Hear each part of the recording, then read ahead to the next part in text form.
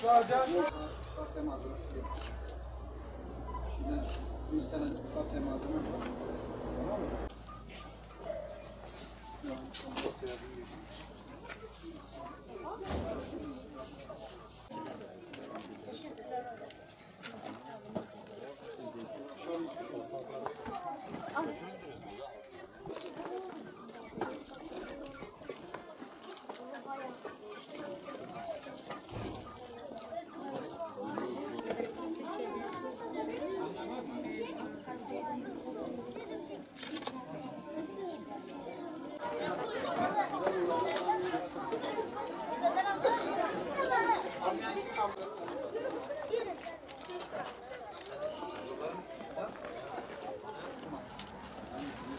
Bayram Güneş. Gel Bayram. Bayram fotoğraf çekti, tamam mı Zara? Gel resim çek. Gel resim. Esmeye gel. Gel Bayram.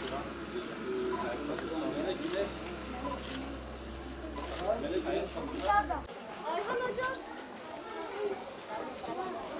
Ayhan gel. Bayram, Güneş. Al bayram. Azat. Azat nerede? Azat gel.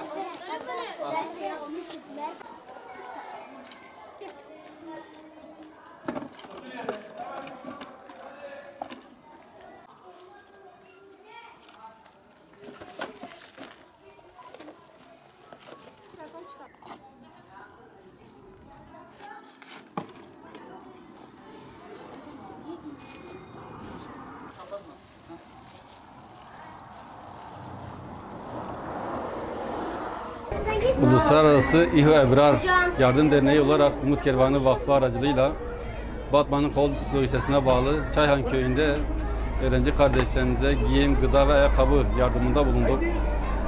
Ahmet Bulut ve Mehmet Bersin hayırseverlerimizin katkılarıyla biz bu projeyi gerçekleştirdik. Allah-u Teala kendilerinden de razı olsun. Sağ olsunlar, öğretmenlerimiz de burada da çok yardımcı oldular. Çok fedakarca çalışmalarına şahit olduk. Allah-u Teala kendinden razı olsun inşallah. Bu projemiz yaklaşık olarak 10.000 TL'lik bir projeydi. 60 öğrenci kardeşimize kırtasiye, 30 öğrencimize de hem giyim hem de ayakkabı yardımında bulunduk. Bu tür projeler elimizden geldiği kadar imkanlarımız dahilinde inşallah devam edecek. Her ay zaten düzenli bir şekilde burs verdiğimiz öğrenci kardeşlerimiz var. Eğitim burslarımız var. Daha devam ediyor inşallah. Avrupa'dan gelen arkadaşlar bize sağ olsunlar kıyafet, pantolon, ayakkabı falan aldılar. İlk önce onlara teşekkür ederim. Sağ olsunlar bize kırtasiye eşyaları ve elbise getirdiler. Onlara çok teşekkür ederim. Bize kırtasiye ve giyim yardımı yaptıkları için onlara çok teşekkür ederim. Yardımlarının karşılıksız kalmayacaklarını isterim.